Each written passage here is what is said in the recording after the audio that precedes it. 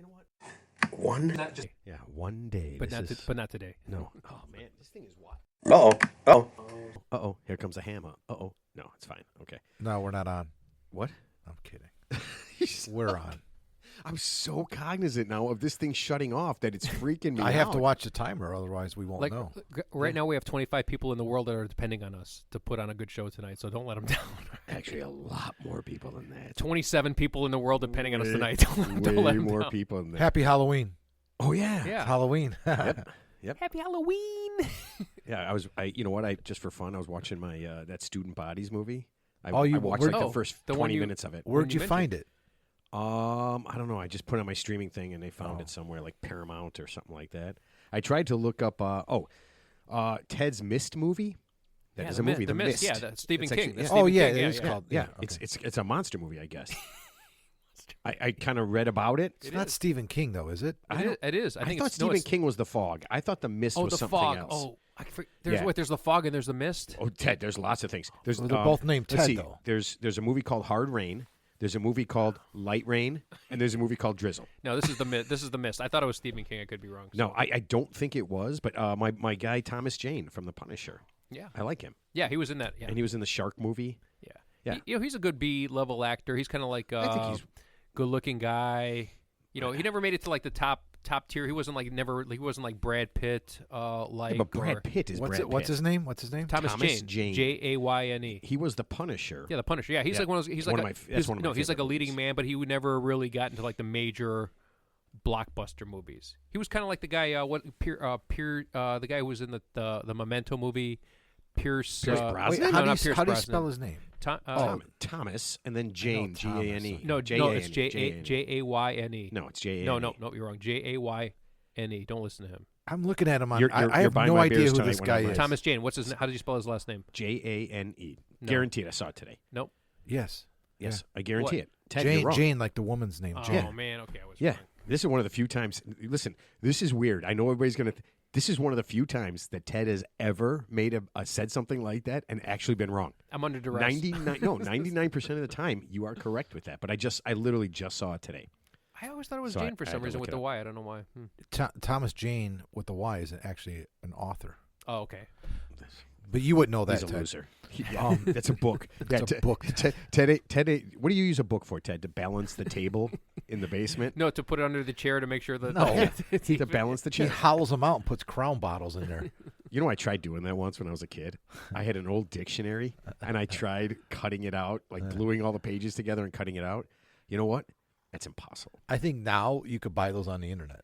Already hollowed out? Yeah, Yeah, but you don't know what I wanted to put in there, wouldn't it? I wanted it they to probably match. have them cut the size for anything you want, like half pint bottles. Well, half pint bottles are pretty much all shaped the same. Would that be awesome? If he's like, okay, now this is the shape. I want you to imagine, not a penis, but something shaped like a penis, 8 inches long, and I have to be able to get the batteries in there. What? But it's not a dildo. It's called a tax bill. Yeah. That'd be the greatest. It's called the IRS audit. Yeah. This is a picture of it, but this is not exactly what it is. It just looks a lot here, like this. Amazon has hidden flask. Oh God. So it's the shape of a It's like- flask. I bought a flask one time because it looked cool. Because the grandfather back from the 50s had a flask. Yeah. It's like the neck of the bottle is like so small you literally need an eyedropper to put anything in there, and then it holds like 3 ounces of liquor, which is like, Yeah. it's completely useless. You know? I got I have those. 2 flasks at Yeah. home. Oh, I'm sorry. No, I got those for the guy standing up my wedding. That's where I got both mine. Grooms. And plus, everybody knows what it is. Like when they see a flask, like, oh yeah, there's got to be hard liquor in there. Yeah. So you just You know drink what's it out cool the about bottle. them is the way they're shaped, so you can actually put it in your back pocket and sit down. I mean, and it's pretty doesn't- cool. It is Yeah, pretty cool. it is. I don't ever drink hard liquor, so it's kind of wasted Yeah, on me. but it's just difficult to even put the liquor in there, and then the liquor you do put in there, assuming it doesn't overspill, is like minimal. No. What do they hold? Yeah, it holds enough. I mean, Ted, I know 8 it doesn't ounces? hold a Ted amount of liquor. That's what I'm talking about. But it definitely holds a Matt or a normal course, person's yeah. amount of liquor, just not a Ted's amount of liquor. Yeah, it's a completely different thing. Flasks suck. Ted just likes the bottle. Oh, and here's the 6 thing. ounces they hold. That's 8 ounces. Ted, that's plenty. 6 to 8 ounces. Ted, if you have to drink more than 6 ounces of liquor from a flask, you have a serious serious Now, problem. if you're at work at your desk, that's acceptable. It's called a nip. It's called a nip, Ted. A little nip. Yeah. Little nip. Oh, Little nip. man. I didn't know that was a nip. You know what? Every time I watched, That sounds like a snip. what was that? Mad Men. Every time I watch that, and they're all drinking the entire time while they're on. I'm just thinking, Were they smoking too? oh yeah, That's because that's before the Surgeon yeah. General But was warning in the how 50s, did they? right? I mean, how did they all live? I mean, they were always drunk. So you were drunk at 8 a.m. driving. You were Matt, drunk at Mad 8 a.m. Men- walking down the steps. Mad Men is from what, like the 50s, right? Yeah. Or something like that? 50s and 60s, I think. Yeah, but this was happening in the 80s. Do you ever hear the stories about Vanna White and Pat Sajak? How they filmed all the Wheel of Fortunes and and they were drunk. they would go for lunch and have like 4 or 5 martinis. Yeah, you know why? 'Cause Or they- margaritas or something yeah, like Yeah, that. know but you what? could always but you know undo what? But you know what? everything. They didn't do shit, so it's not like they had a skilled job or anything. Pat They did Sajak that- has to do a lot. He's Yeah. on top of it too. Yeah. He is. He's Well, always so right. he's like Doc Holliday. He's a functional alcoholic. Vanna White doesn't have anything to do. Yeah, he's a functional alcoholic. That's what Wait, Paige said. Well, I don't know Hold if on. it's an Let me do alcoholic. Pat Sajak. Ted, it's your turn. Spin the wheel. Yeah. And then he has to read the number. Yeah. And then he has to have the guy guess. I don't know. It's more complicated You know than what's that. funny? Okay, Well, he has to be a comedian. I mean, he has to be funny. No, but you and remember stuff. Richard Dawson from course. Family Feud? Yeah, he was personable. He got to hug people. He talked to them. Pat Sajak, he's kind of boring. He's stiff. Like he asks questions, but it's more to like kind of because he has to. He just wants to get out of the way. Like he doesn't. He's kind of a dullard, right? Dude, I don't know. think so. I don't know why I they're so fucking. disagree I with don't. you. I don't I know people are think so I love fucking him. enamored with And him. here's what I don't understand. Really? Didn't they Yeah. talk about Ryan Seacrest taking over because He is Pat's- after the first of the year. okay because Yeah, he could be Pat Sajak's kid. Sajak retired. He could be played. Yeah. okay because I keep seeing Well, Pat Sajak everywhere and I'm just like I thought we were getting Ryan You know, Seacrest. he's a Chicago guy. Went to Farragut High School. He went to Farragut. Yeah. I hated those guys. No, I'm just kidding. I don't even think I know a human being. I'm that went almost to positive it's Farragut. Yeah, I think he went to Farragut High School. Ryan Seacrest is like Pat Sajak 2.0. He's like a younger, maybe slightly more Ryan personable Seacrest version. has no value to me. Yeah, whatsoever. exactly. Yeah, but he's another one. He's like, No, listen, the only way Ryan Seacrest has any value to me is if on the first show he literally bursts in the flames and I get to watch that video. That's it. Oh my God. Yeah, just like right, and it was like cool. Ryan Richard Seacrest. Dawson was the best though. Richard Dawson. Oh, was yeah. the Oh, best. he was even He better came out with than a, Running Man. came out with a tuxedo. loves you? He And came who out do with- you love? He came out with a tuxedo. I love Yeah. that guy. Wait, he had a tuxedo on all the time. Yeah, I think he was No. wearing like it seemed like a tuxedo. No, It seemed like a tux- Hey, Mark, if you wear a shirt that buttons, it seems like a tuxedo. Ted's confusing him with a you know- penguin. you know who He's reminded- confusing him with a penguin. You know who he reminded me of? He was like the non-singing version of Frank Sinatra. He kind of looked like Frank Sinatra, except he had no singing ability. He was like He's probably smoked as many he's- cigarettes he's as like- Frank he's- Sinatra. Oh, by I'll the way, tell Frank you Sinatra. Yeah. So I guess he actually loved Jack Daniels so much he drank a lot of Jack Daniels. So I guess when he died, true story, he was actually buried with a pint of Jack Daniels in his coffin. Just FYI. That is the Ted, that. You hear that? at the The age of doorbell? 80 It's Halloween, so yeah. there's the doorbell. at the age of 82. Ted, so we're God gonna bless bury him. you. We're gonna bury you with every Crown bottle you've ever We're drank. gonna bury him so in we're one of gonna those- have like 5 extra caskets. We'll have to dig a hole like 60 feet deep and just dump in all the bottles. Ted's gonna be cremated, and we're gonna put his ashes in a bottle. Oh. An empty bottle, empty Crown bottle. And then what you do when you I throw can't it, wait for you to die. when you Ted. throw it That's over gonna the be sea, hilarious. is it gonna be like the Big Oh. Lebowski? You're gonna throw it out there, and just come back and hit you. No, I'm saying it's just going to be funny. It would be kind of funny. I mean, sort of. All right, so let's get some stuff done. We had so much feedback from our listeners from last week. Thank you, okay, listeners. are you ready? Dale from Sacramento says, yes, you can actually get HPV from oral sex. About 10% of men and about 3% of women get it. And, you ready? It's most common, are you ready for this? In men 40 to 50 years old. Men in their 40s and 50s. I'm gonna the get my- most HPV I'm from... gonna get. Well, he get got myself it in the checked out. 70s, I think, or 60s. I mean, yeah, I don't know. What's Yeah. the HPV? It's a Well, virus, right? I don't know. There's a shot for that, Well, right? you gotta remind people I what don't we're talking about here. What, last week? If you listened last week, we said that Michael Douglas... Oh, Right. yeah, we just said that Michael Douglas got oral throat cancer from going down on Catherine Zeta-Jones. Right, and that's what the listener was. Yeah, was and that's what he writing was at. referring to. Yeah, if you listen to last week's show, you know that. Let's see. Oh, the Mist movie. I didn't write down anybody's name for that one. Sorry.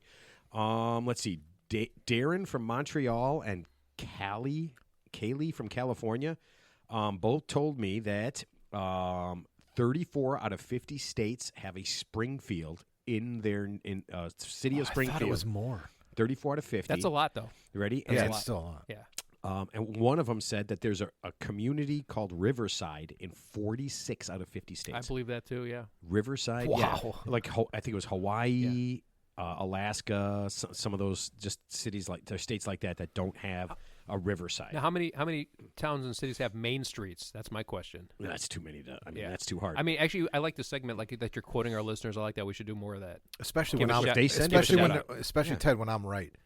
Remember how Matt was which dogging is me about which the, is about rare, the which is throat rare, cancer? but you're right. Yeah, I agree with you. Yeah, sometimes. That's rare. Like, you know how a broken clock's right twice a day? No. No, it's You not. might be right. Wait, are you talking about an analog clock or like a wall clock? Yeah, I don't know. The digital clock. Okay, and then this is awesome. Trip.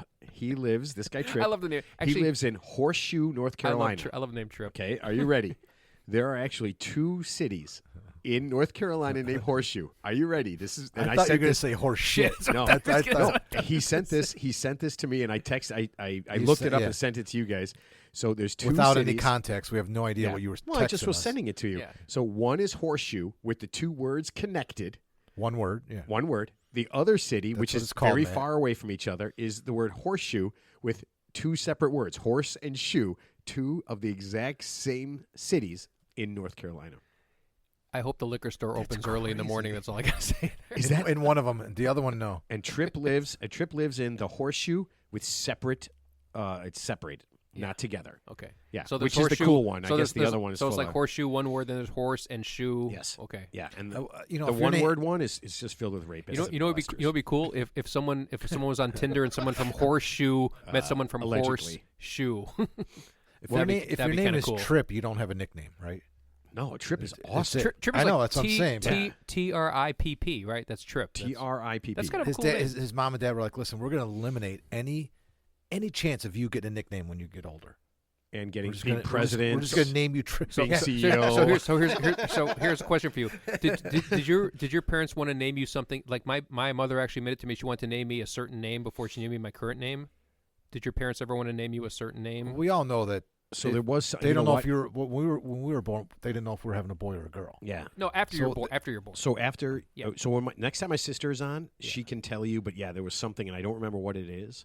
But yeah, there was something. Well, my parents had a girl name and a boy name picked out, but I don't remember what the girl name was. Marquina. I think it was Matthew. Matthew, is that a girl's name? Yeah. Oh, yeah. Sounds about right. Very effeminate. You never asked me what my name was gonna be if my mother had her choice. Oh, So, God, I was hoping. You know what? I was praying we could skip that. But go ahead. you're- Is Tell it me. a Trip? It was Trip. Your lack of curiosity. Your lack of Mud. It Your, was mud. your lack of curiosity is stunning, Mark. Actually, Okay, go my ahead. mother wanted to name me. I mean, actually, So you really do know this? You remember this? yeah, Ted? I remember this. Okay. She wanted to name me Guy. Gay or gay?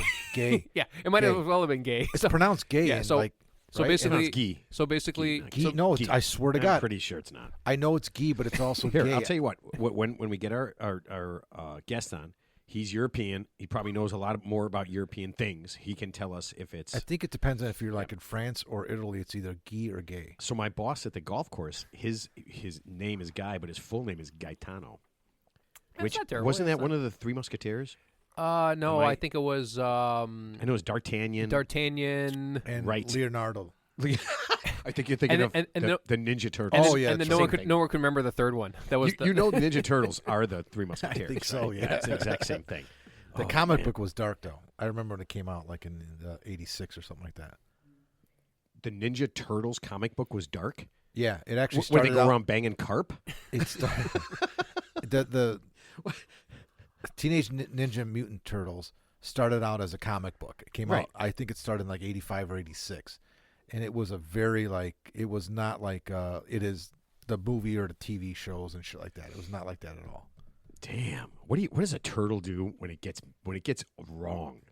Right? Like what is an angry, drunken, like coked out turtle, that's sick of saving the world? What does that turtle do? I think some guy who played one of the mutant ninja turtle actors, he like passed away young, but it was like all like young, good-looking guys who, it was like whatever the movie. I never saw the They're movie. in Obviously, costumes. Ted, like a have kid. you ever? It's like a kids movie. Are there any guys that you don't think are good looking? William Dafoe, he's ugly.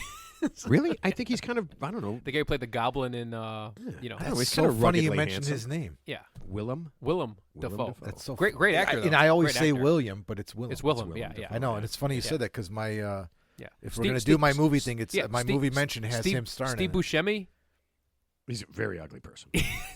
I mean, Steve Buscemi is hideous. I mean, God bless him for making it as far as he did. But I mean, Yeah, he's, for I just hideous- think he's kind of funny looking, yeah, but it works. He for is him. just kind of Yeah. funny. You know, looking. you He's know, kinda you know, goofy. you know what it is. You know what it is. He's the You guy. get it? That's from Fargo. That's how they describe him in yeah. Fargo. Funny No, looking. he's funny a, looking he's a fellow. guy. He's a guy in the movie. You know what it is? He's good. He's a good sidekick to like the main act, like a good looking actor, because he's like no threat. You ever notice like the movies? It's always the same thing. Like you have the ridiculously good looking guy, and then like his best friend's always like not good looking at all because he's absolutely no threat. He's like the wingman. He's just no threat to this guy at all. Actually, you know what? He was in a TV show on HBO called Boardwalk. Yeah. And he was the star of it. Okay. It was like a crime, Yeah, I mafia remember that. thing. Yeah. I thought that was pretty good. Yeah. And he's pretty good. No, in he's that. he's a talented actor. I always wanted to see that. I never saw it Yeah. though. It's like 2 or 3 seasons, right? Yeah, it just kind of ended. Yeah. Yeah, that's one of those things where I think you gotta like. I'm just waiting on series to see if they go long enough for me to care. I'm gonna tell you what. I'm the worst at that.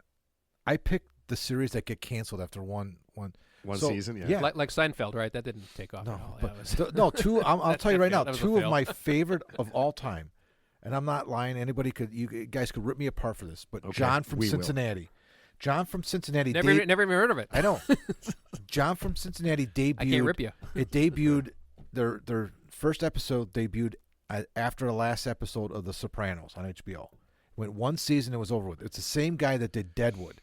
Oh, I love And a lot of the same actors went on to do love Deadwood. Deadwood. And I love Deadwood as well. If you like Deadwood, Was that Val Kilmer in No, Deadwood? no. Oh, what am I thinking? No, Val Kilmer would never do TV. A lot of the same actors from John from Cincinnati went and did Deadwood as well. Same guy, same writer, director, whatever it is. All right. That got canceled, and then Outer Limits with Josh Brolin. I like Josh Brolin. Yeah, I Yeah, saw they that. did this. Brolin's good. They did the show Outer Limits, and That was just recent, right? it was 2 years. Yeah, it was like 2 or 3 years ago, and Yeah, it I never saw came. That was over. I don't watch shows like this. I don't get involved in shows, Yeah. but when I do, they're done. How do they determine when a So show gets Mark's canceled? Mark watches it. I'm like yeah. All right, we what gotta- would you call listen, me? I'm You're like the cooler. Yeah, you're cooler, you're a stone cold. You're a stone cold show. Oh, killer. William H Macy. He's another one who's won't be making Playgirl magazine anytime soon, right? William H Macy. We're not. I'm not sexualizing William H Macy. I feel like he was very successful. Yeah, great actor. Yeah, I can't do that. Okay, let's get this thing rolling. Hey, everybody, my name is Matt, and this is the Real 3 Idiots podcast. With me, as always, is a man who can't stop telling me what he has eaten, Teddy. I just called the guy that gave a shit, and he just told me, "Good luck in your future endeavors." I Just- don't understand what that has to do with Exactly. anything I just said. Okay, and a man whose glass is always half filled, but it is something that he doesn't like. Mark, urine. I feel like Right now it's empty, and I'm tempted just to throw it at Ted. it is. You know what? It is empty. That's kind of sad. And what are you drinking? Zombie Dust today? Zombie Dust, yeah. And you One got of my me- favorite fucking beers. And you got me what? Monster Head? No, Munster Fest. Three Floyd's Munster Munster Fest. Fest? It's their Oktoberfest. Oh man, It's a really great. I'm Dude. telling you right now, it is really, really What's it called? good. Munster. Monster Fest. Ooh, because they're out of Munster, Indiana, so their Oh, I Oktoberfest like that. is called Munster Fest. But I'm gonna check that out. All right, so let's let me get to the thing. We'll get to Teddy's tip. We'll get some songs going, and then our guest is. I always like it when our guest gets to listen to the whole thing because I put it on there. Like if you want to listen to everything, you can. And I'm always like, oh man, is this the one that just goes, oh no man, that's wrong man, and just hits the plug. All right, let's see. Here's our sponsor. Wait, are we going right into Ted's tips? Yeah, I mean we gotta get this rolling, man. Here, Ted, take the empty one. You could try it. You want to try it? Ted's gonna try an IPA. Wouldn't it be better if you Actually, poured? it's like a wheat. Pretty good, yeah. Oh man, is Zo- that how, Zombie Dust you know what? technically is That's not how the an other IPA. 90% gets an HPV. They let you drink out of your bottle before you drink, just so you know. All right, Xbox has finally made a video game for the older generation. It's called Shut Up. In this game, you go around telling everyone to shut up. Gray Hair Magazine said it's the most popular video game for people over 60 who know a teenager who will show them over and over again how to turn on the damn machine. Have your grandchild buy you Shut Up today and enjoy the power. Shut up, Ted. Oh, I want to play that, man. I wonder if you could name the characters in that. Just name them all Ted and just go around telling them, shut up, shut up. What? There's shut up. Then there's STFU. Shut the fuck up. Just in Ted. case you got to take. Whoa, No, he's whoa, saying case- swear, man. No, in case you got to take it to the next level. The fuck, so- Ted? I wonder if that's the second level. I don't know. I don't know the game. That's the advanced Yeah, level. I have no idea. That's like Mike Tyson level. I'm not much of a video game guy, so all right. All right, Marquise, song please. You ready? Ted bought a golf club, some golf balls, a watch to keep his pace, Crown Royal, a hash pipe, new shoes, and some mace. He said to his reflection, let's get out of this place. Past the cart girl, the starter, the pink ball on the hill. His memories started calling and calling. Ted forgets it all, you know he will. Ted's tempted by the tip of another. Tempted, but the truth ain't discovered. He says, what's going on? There's another one. Here's no other. Ted's tempted by the tip of another. Tempted, but the truth ain't discovered. You know what? When I'm reading this, tip brings on another meaning. Yeah, I was just thinking about that. I was listening, as I was singing, I'm like thinking. I was just thinking. I was on. Tempted by a tip. Yeah, I was thinking I was on Grindr for a second there with those tip of another. That is funny. Or just got out of prison. I like Squeeze. Man. I like the band so much that I'm loving that song. That is one of my favorite bands. I got to see them in college. Yeah, like I think Eastern I've Illinois, told you before, super small gym. I believe the Squeeze broke up on stage in Chicago. It's either the Squeeze or nice. Was it like an Oasis breakup where they started beating the shit out of each other? I don't know about that. All right, so let's get Teddy's. Just artistic differences. Okay, let's get Teddy's tip going. Let's see. Teddy's tip is right here. Dear Ted, I need your help. My roommate and I share a car. It works really well, except she never puts gas in the car. She'll Venmo me and say she forgot to fill it up, and the car is almost empty. I've talked to her so many times. Last month, she did it again, and I ran out of gas on the way to work and was an hour late. She said sorry, but I was pissed.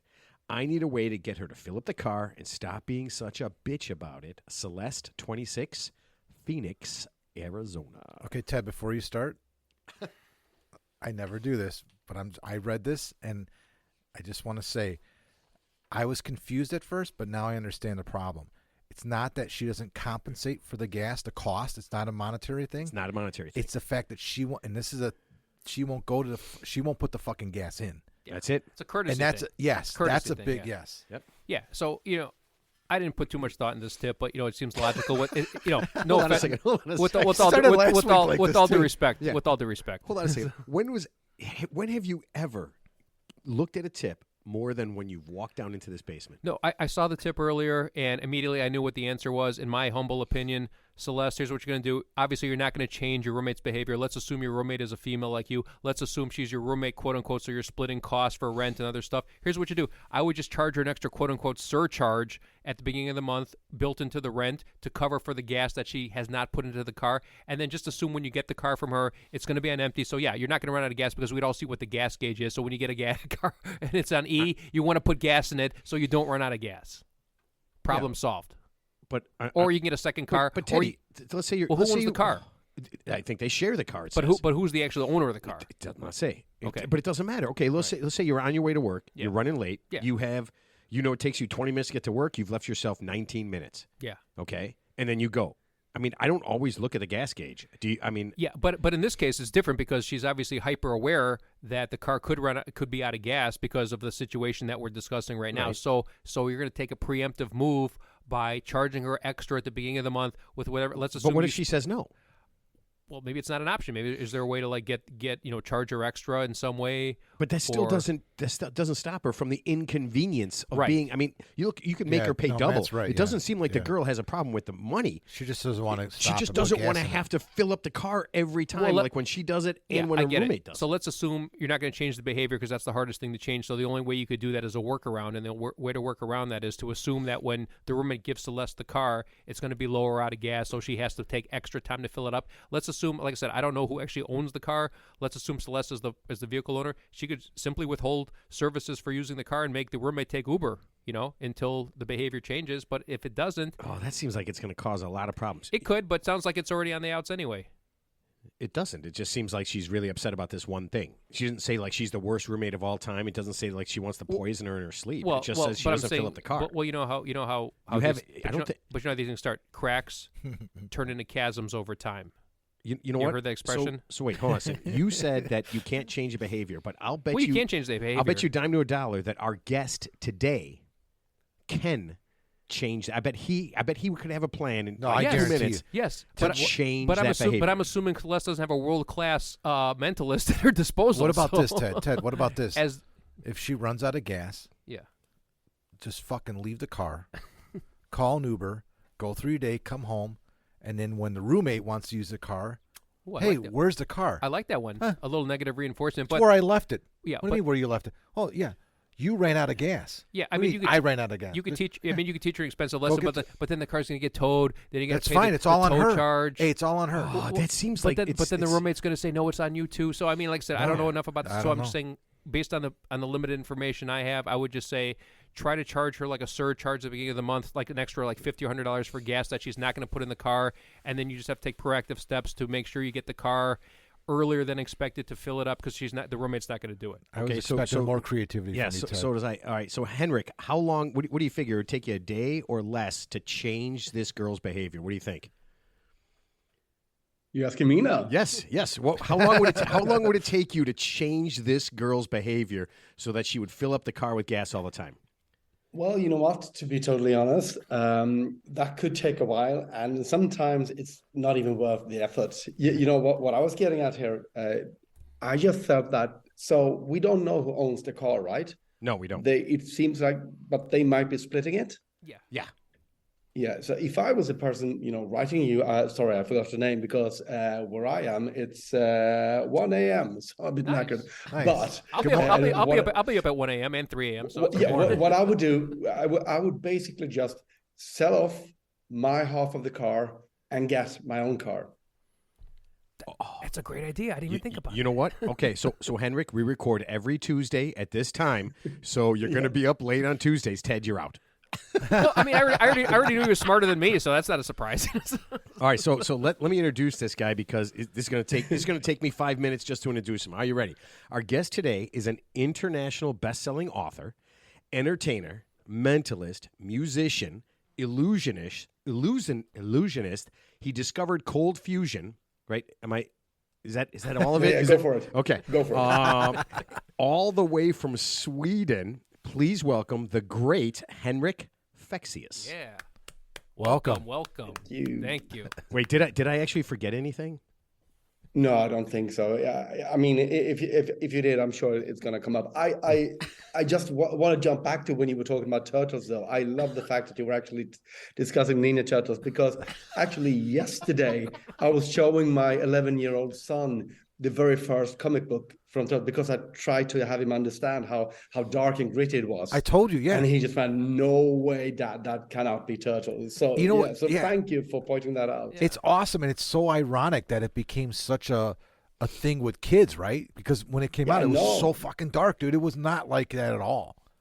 No, it Wait, was very, underground. wasn't and like stuff. the But Teletubbies- the same thing happened with Toxic Avengers, right? Yep. No, the It became Teletubbies. this, The Teletubbies was kind of sinister. When you kind of look What? beneath the surface. Teletubbies. Yeah, I'm not making this up. Yeah, I'm sorry. You're in the B suite. This is the big kids table. I'm sorry. Henrik, Like we have to explain guys- this to you. Do you guys have Teletubbies in Sweden? He knows what I'm talking Were they about. terrifying? Were they like the Helletubbies in Sweden? Was it different?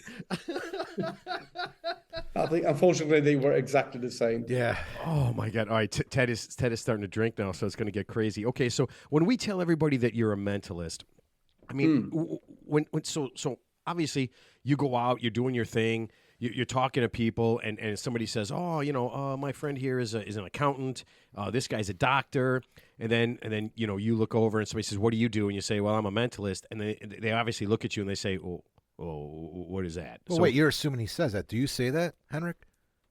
No, I don't. That's See? the thing. I was going to say, I was going to guarantee that he doesn't Okay, say that. so let's do this. What do you tell people when they ask you, what do you do for a living? What do you tell them? Well,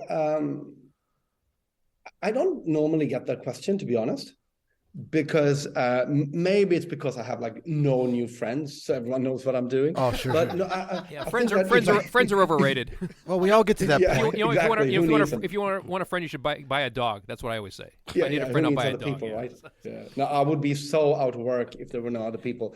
But no, but I think I do say something boring like I write books or something a bit vague.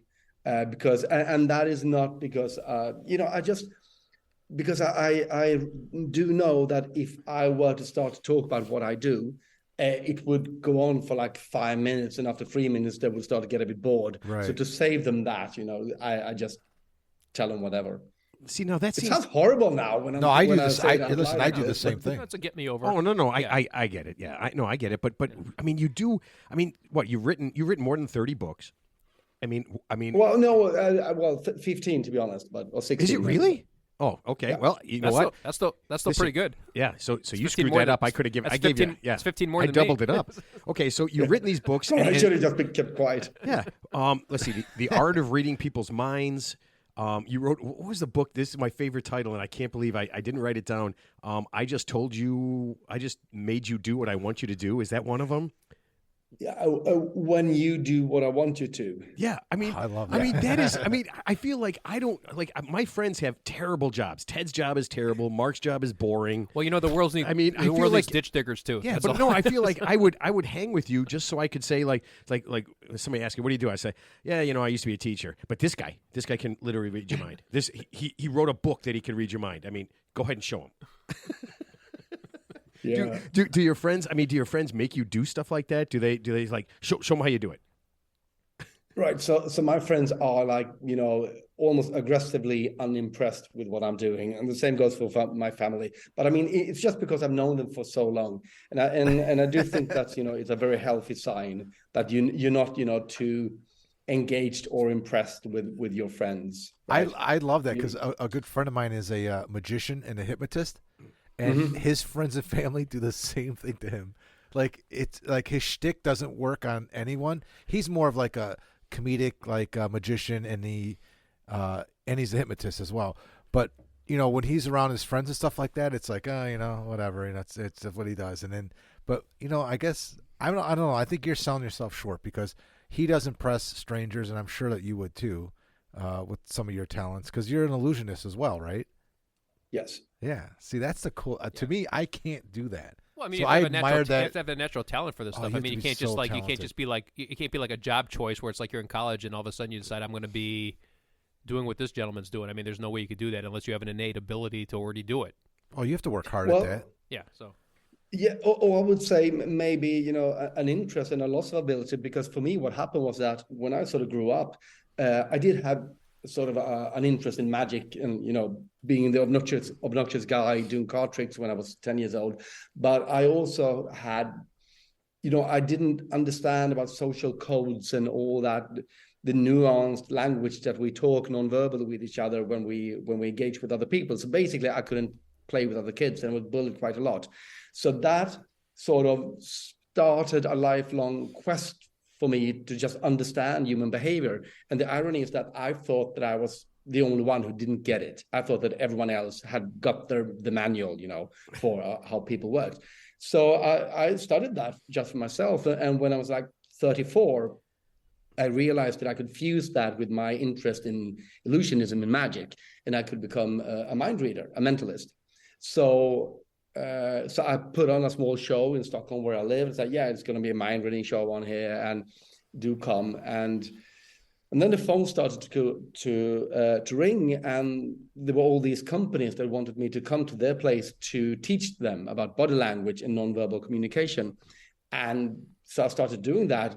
Very, very surprised because, again, I thought, well, don't you guys already know this? And then eventually that turned into someone saying, can you write a book about this? And I went, well, hang on, do you actually want to know that much? I thought this was just me being interested here. And that book turned into 10 books of that sort of kind. So my whole point is that for me, this was not, an ability that I was sort of gifted with at birth. Quite the contrary. This was something that I desperately needed to learn just in order to navigate through society. That's the best. That's the best way to go about. That's really cool. I love So it. you've taught what, salesmen? Have you ever done any like politicians or like consult with like the FBI or something like that? I mean, as a consult, I mean, I'm serious. Like some of these. So what kind of things? What kind of law things have you helped so with like people? law enforcement consulting, for example. Yeah, I did just before summer. I did some consulting for the what do you call them? I suppose you call them the negotiators in the police force. The guy who needs to rush an apartment filled with negotiator, people strung out on drugs and everyone is carrying guns and there's a hostage situation. Those people I had to train in how to deal with those situations. Wow. I love it. I love it though that you grew up thinking like everybody else had it figured out, and then when you get in your 30s, you realize, fuck, everyone was faking it. Nobody had, no, everybody's just faking it. This whole time, I could have been faking it. Nobody had it figured out. Yeah. That's great because everyone is faking it. Yeah. Nobody knows anything about anything. Trust me. No, and the thing is, I'm just blown away by the fact that it took me so long to get that. Yeah. But I think we're all, we're all just walking inside our own little bubble, and as you say, we're thinking that everyone else has got it sorted, and it's just us that don't have a clue. Sure. So is it easier? Is it easier to negotiate or kind of talk with people that are very happy, or people in that situation that are like they got a gun to somebody's head? I mean, is it a simpler motivation if I'm insane or if I'm in a bad situation, or is it easier to talk to people who are happy and you're just trying to get them to do that kind of thing? Which one is a little more difficult? Oh, well, sure. I mean, if you deal with insane people, as you said, all bets are off because you have no idea how they're going to react. Also, if there's some kind of stress factor involved, a gun, or doesn't have to be a gun, could just be an angry boss. But as soon as there's some adrenaline and cortisol going through your body, that would inhibit the processes in your frontal lobes in your brain where your rational mind sits. So basically, you become a bit more stupid when you're stressed out, when you full of adrenaline.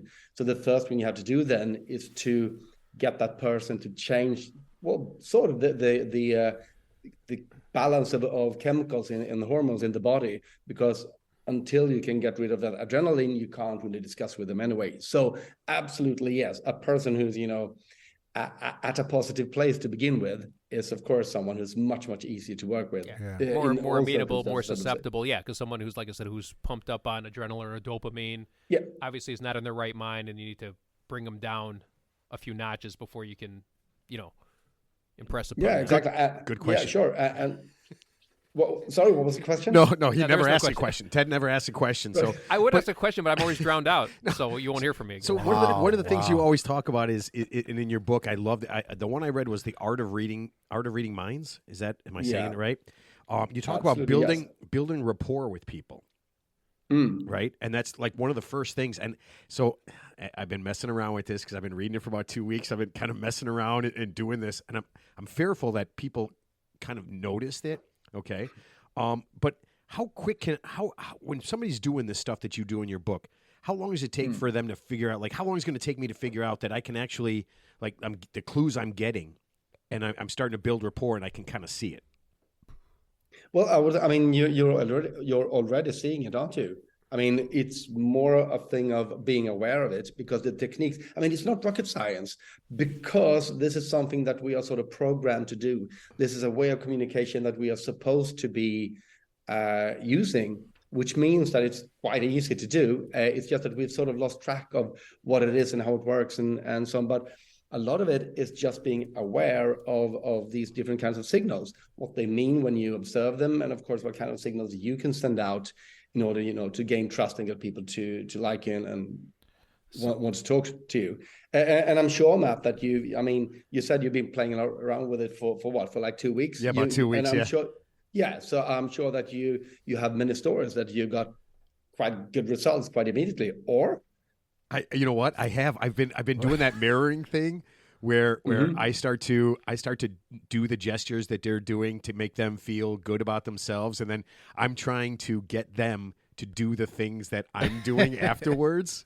Yeah. Right. Yeah. And so I did it, and it was I couldn't tell if it was me or whatever, but I was just like, holy crap, this stuff actually works.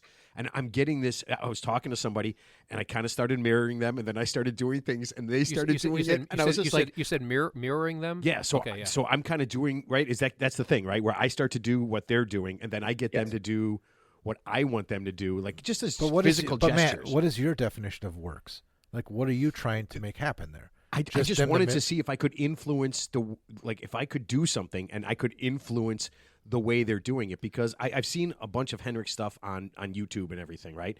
And I see him doing all this stuff that's in the book to the people that are up on the stage, and I can see what he's doing, and I'm just like, this is so awesome. This stuff works so great, and he's so smooth about it. So how did you decide that, like I got this thing, and I can get on stage and make people laugh and enjoy themselves and freak them out? When did you figure out that this was something I can do and make money off of?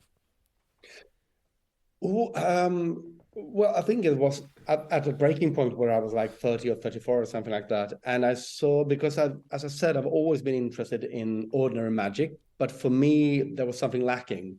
And what I realized, but what I didn't understand at that point was that regular magic, pick a card kind of magic, it's basically as a very, it's a form of masturbation, isn't it? Because you can just as easily do the same thing by yourself at home and it will have the same result. You don't need a spectator to do a magic trick. But that's an awesome combination. I like that. But when you fuse that kind of understanding, how to build illusions with psychology, and how to mess with people's minds, something interesting will happen.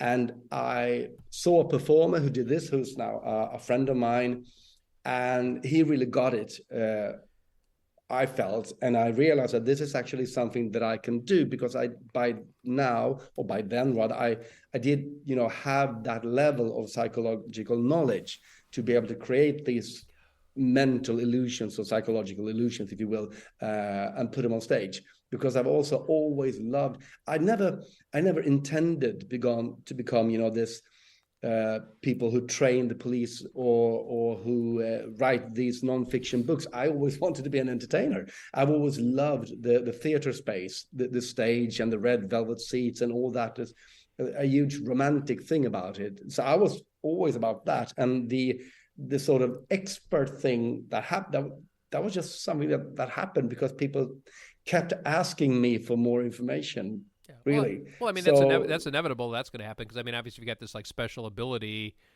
obviously someone's going to ask you for an offshoot of that ability that's not the entertainment aspect of it. Like, for example, sure. Spot a liar, right? Because like FBI, for example, how do you spot a liar? Like someone lies and they like roll their eyes to the left, and that's how you. I mean, I'm just using that simplistically, but that's how you spot a liar. So I'm sure you can apply that in every situation in your everyday life. If you're talking to somebody just by their body language, how they come off to you, eye contact, lack of eye contact, twiddling their thumbs, cross their legs, so I'm sure there's a lot of tells out there, right?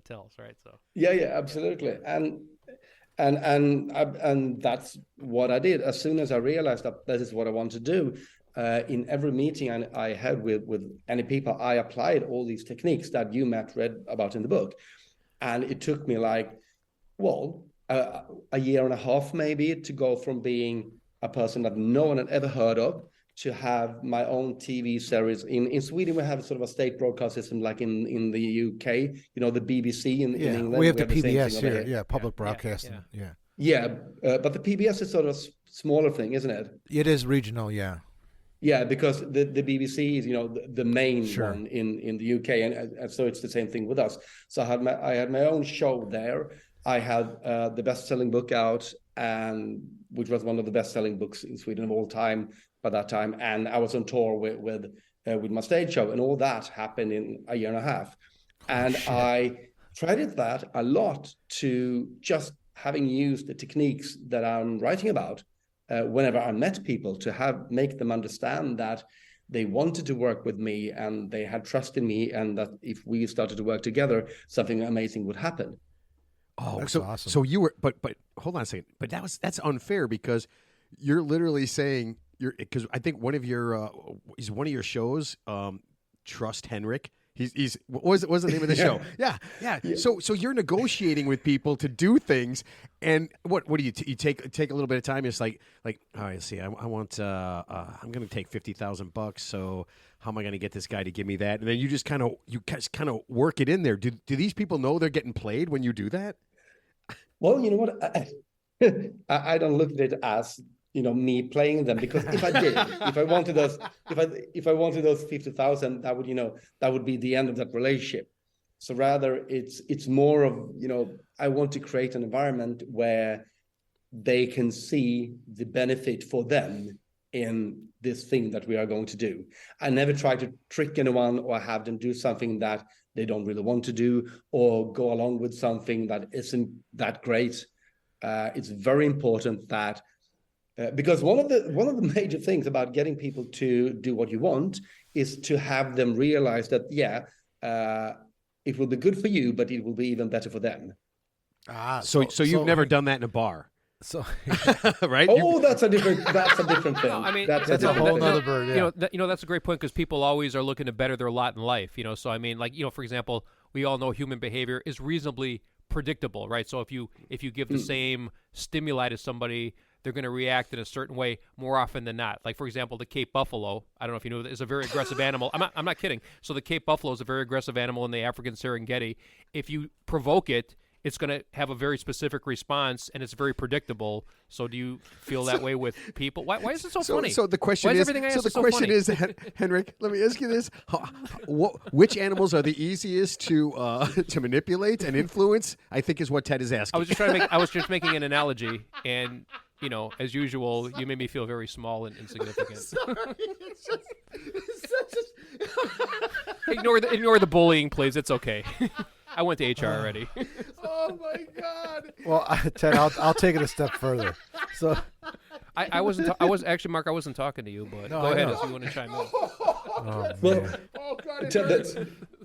the problem is that I don't get the audio from your mic. I only get the audio from Matt's mic, and I hear your voice via Matt's mic. Oh, that's good. So, That's weird. So he just cut you off. I was just babbling nonsense anyway. It didn't matter. Oh, all right. I will try to adjust that a little bit. That's here. okay. All right. So wait, I do have a question. So a lot of what you just said, and what Ted had mentioned too, was it sounds similar to Dale Carnegie's book, How to Win Friends and Influence People. Mm-hmm. Okay, that's world famous book, right? So I have that book in my house. I read that book in college a couple of times. So I have it in my house. We found it about 6 months ago, and I told my wife, I said, you have to read this book. So she read it. It's an easy read. She read it in a few days, and guess what her response was? What do you think that she said to me? This book. Henrik Fexeus does all this stuff? No. Oh. She thought it was very geared towards men, like very masculine. She's like, this is a really macho book. She's like, this is like for guys. She's like, this is weird. She didn't say weird. She said, this is very like a masculine book, very macho, very like testosterone filled theories and stuff like that. And I was like, you know what? I think you might be right on that. Well, the thing is, I mean, to a point, I would say that she's right. But again, that book was written in like 30s. Yes, yeah. But it did start the whole, self-help movement, really. And also what you have to understand that when we're talking about creating social bonds, that is something that I'm going to, stereotype quite a bit now. But in general, women are being taught these skills more than men when we are young. So a lot of women who read my books, for instance, say that, oh, now I know what I'm doing, whilst men more say, oh, now I know what I should be doing instead of what I'm doing. So maybe there's that thing, that there is a more social component in, the skills you're being taught when you grow up, depending on what kind of environment you grew up in, whether you're a man or a woman. Right. But also, again, I would say that Dale's book is, I mean, today you would call it a bit cynical, I suppose. But it was, the start of something. And what I want to do in my writing is that I want to talk about communication, but communication that takes place on a level where we're not aware of it.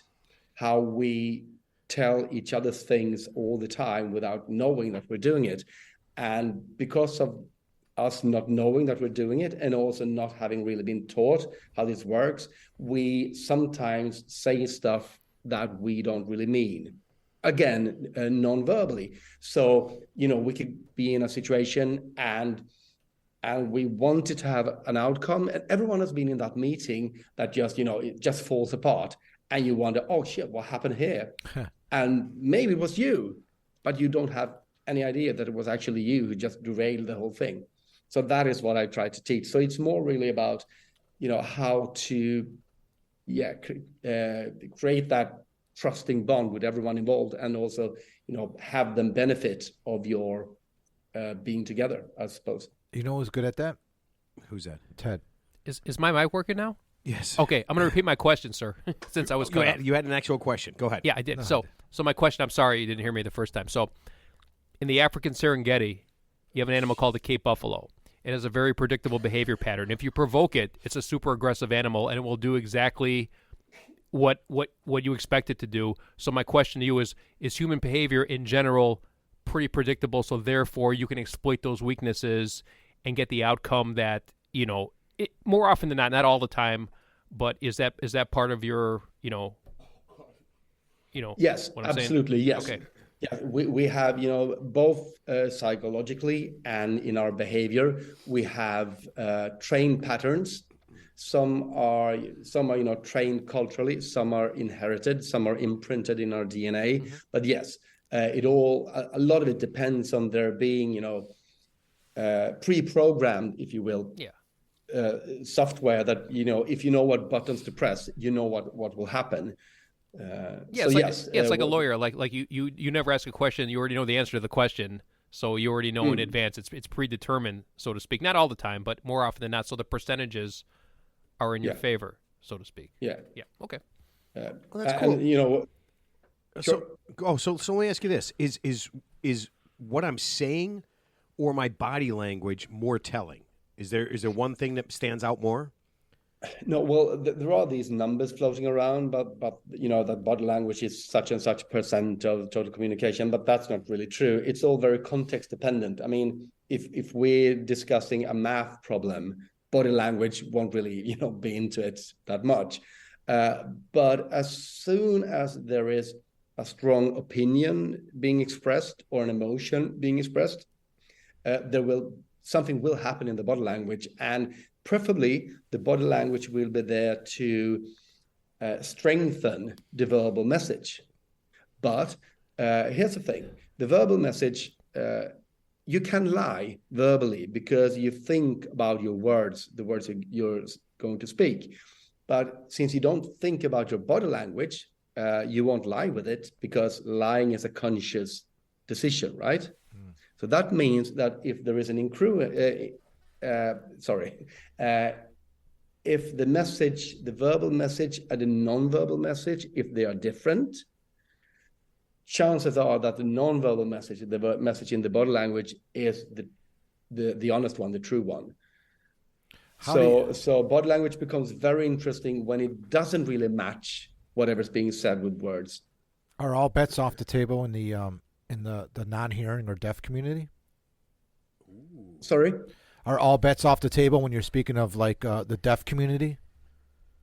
Well, not really, because sign language is a form of verbal communication, really. Even though we're not using vocal cords, we're still using words that we have to put together in sentences. So that is a conscious form of communication. But you still have all that kind of non-verbal expressions going on as well, because a lot of the signals we're looking for in our body language, yes, it's posture and it's gesture, but it's also a lot of facial expressions and stuff happening with the forehead and eyebrows and such. And right.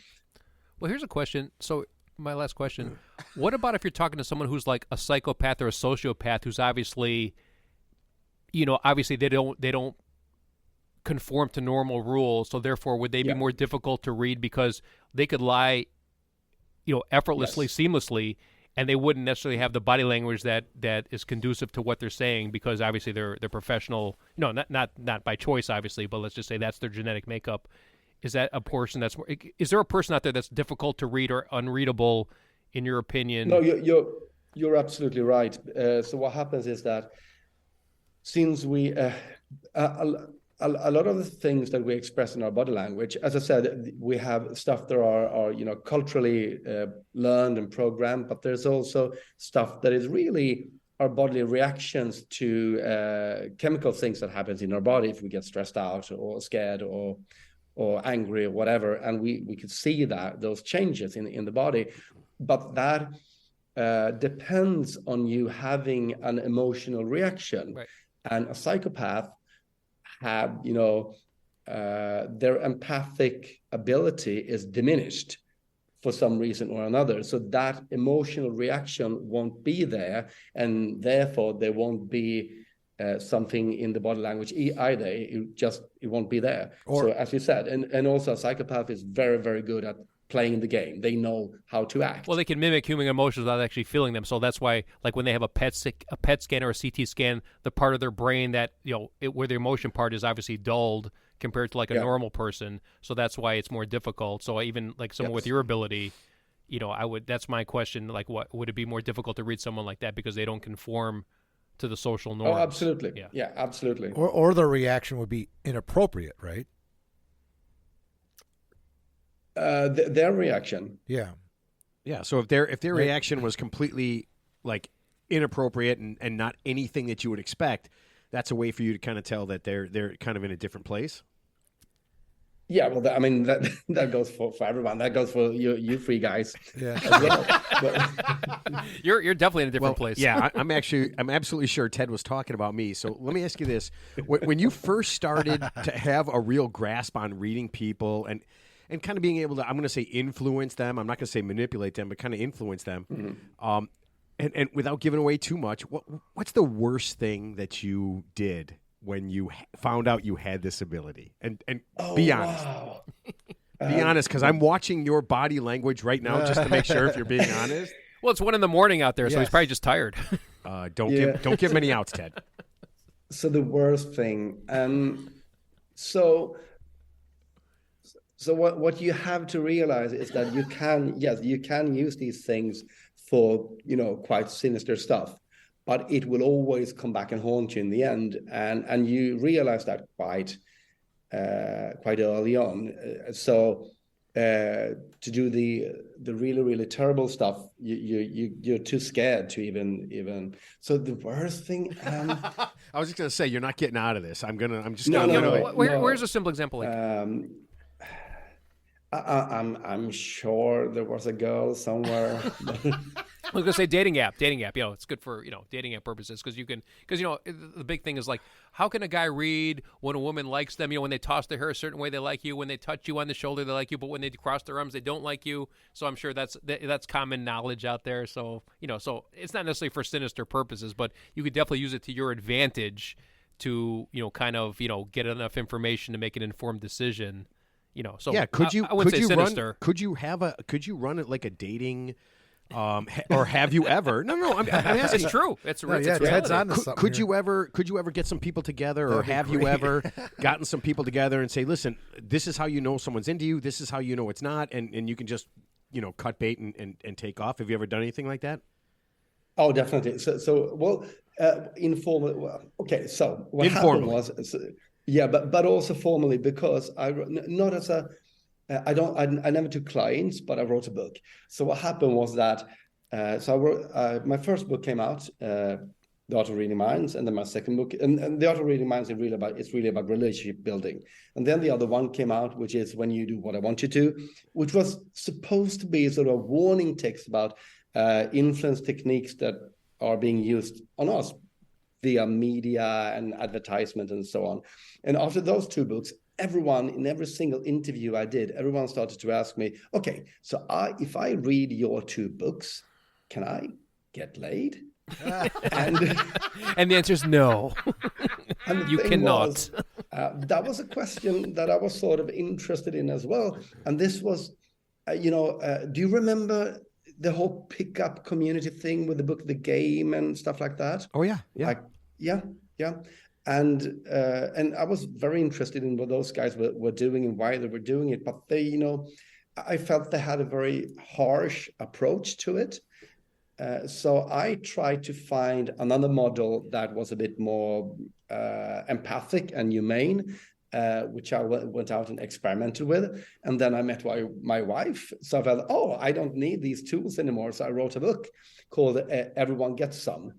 And that was my sort of contribution to the field. That's good. But I'm sure as your publicist, when that question got asked to you, they're like, yes, the answer is yes. Henrik, the answer is yes. Will this book help me get laid? Yes, you say yes. Simple answer. Well, the thing was, my publishing company, they weren't too happy about it because they felt that it made me, not a serious person. Oh. And I just thought, well, that is, that is a holy grail, isn't it? Yeah. To have the answer to that question. Everyone wants that, how to be loved, or for at least for a couple of minutes. But yeah.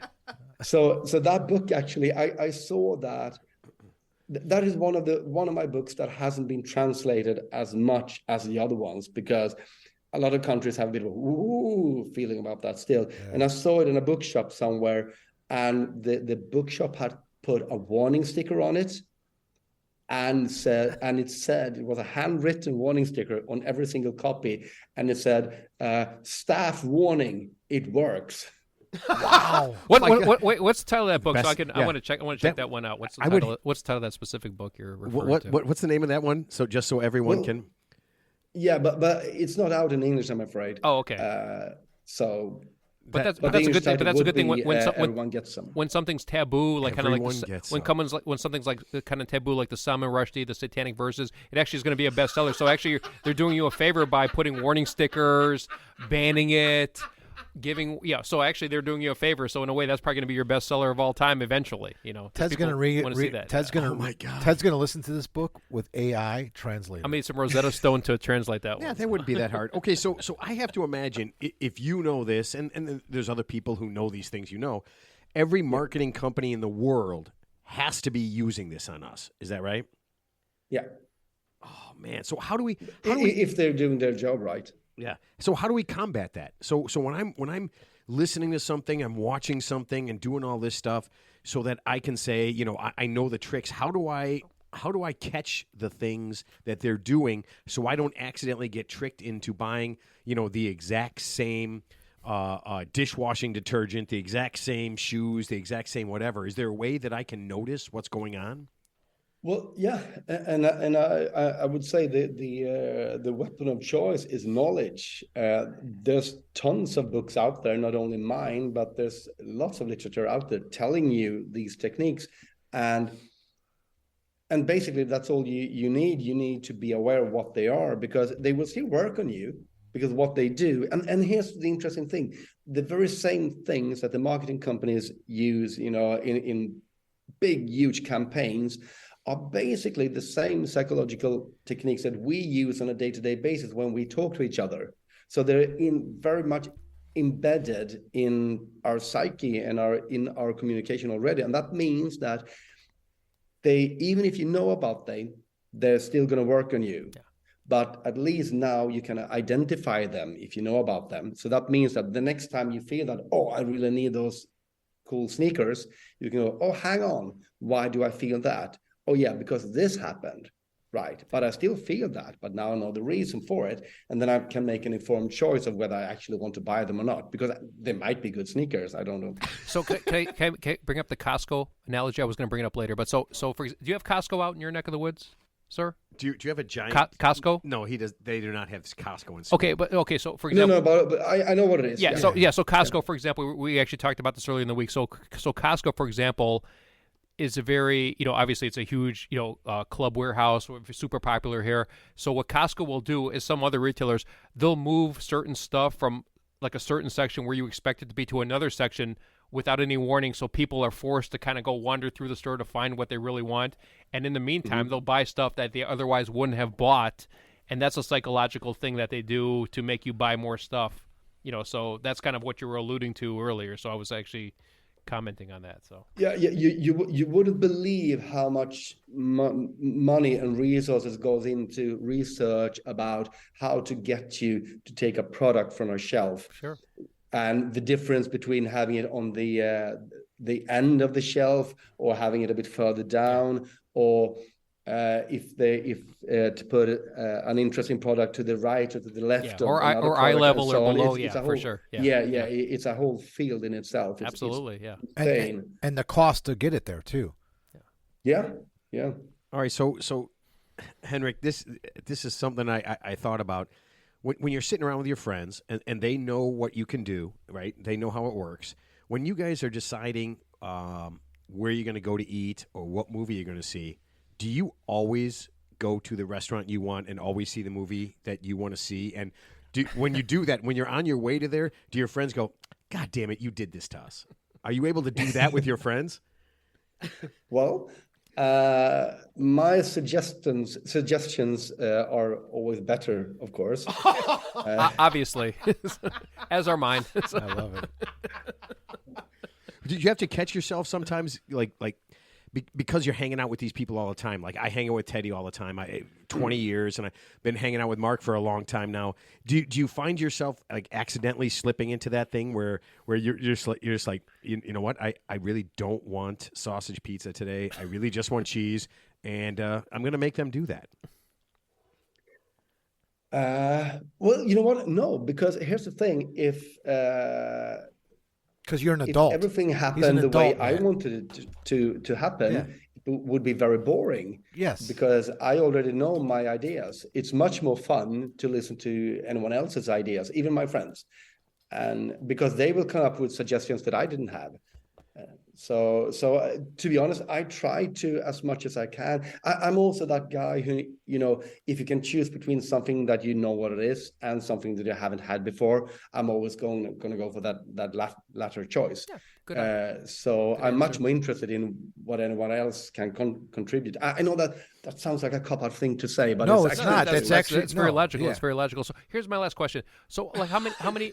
Why are you always like? Why are you always so? You're always like so He's amused. laughing because he said your hold on. last You're like so. question. You're like so amused Ted, by everything. your You last start question every was question with- 7 questions. I got a ago. serious question. So how many performances do you do on a weekly or monthly basis, if you don't mind me asking? Like to entertain your audience or fan base, so to speak. right. So what I did was before the pandemic, a lot of my work was being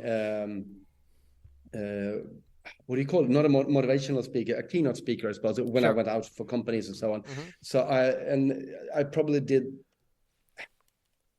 between 5 or 10 a week of those for like 16 years. But as an entertainer, what I do is I don't do corporate work. I only do tours in a theater. So and mainly in Sweden.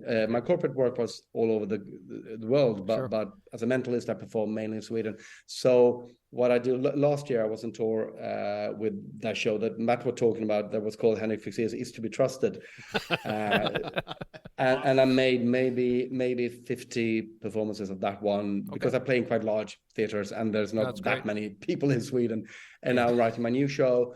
And because I have a book to finish as well, of course, in between, and the new show will go out, in October next year. Okay. So great. wait, so you have a new book coming out? Yes. Yeah. What? He can't talk about it. Yes. though. Okay. Hold on. So I'm going to get him to talk about it. I know how this I'm works. sure he's going to be in trouble. Henrik, I've noticed that people have many books that come out. I don't know how to do this. I'm doing my best. Hold on. I want to write a book just to say I did it.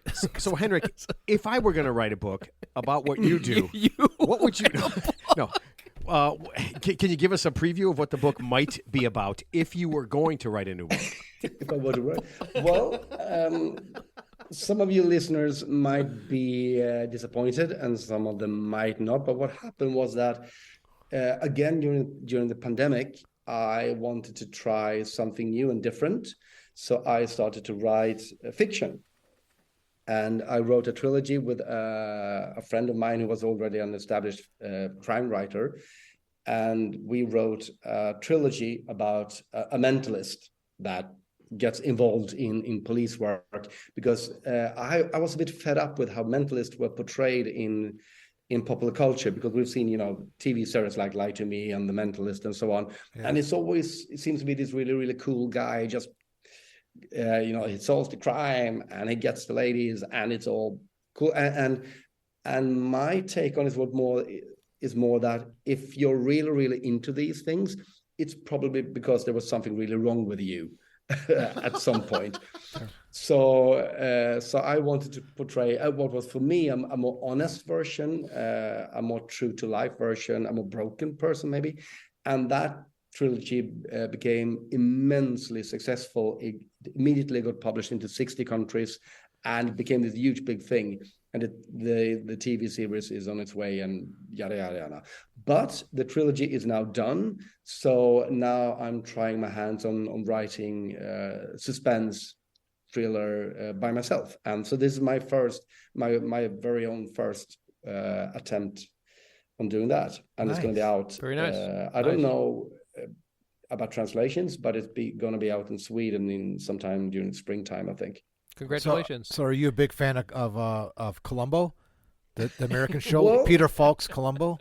No, I know it, and I'm going to let you in on a dark secret now.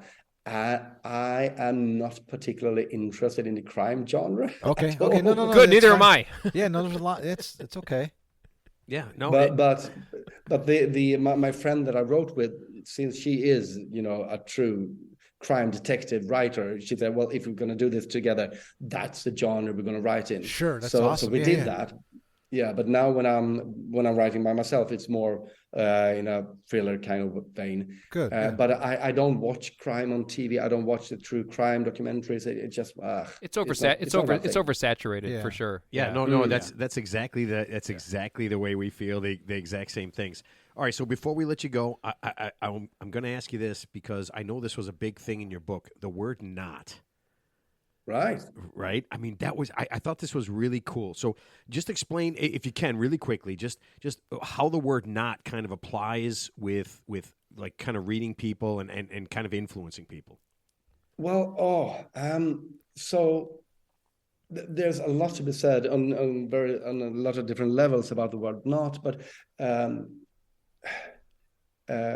I try to.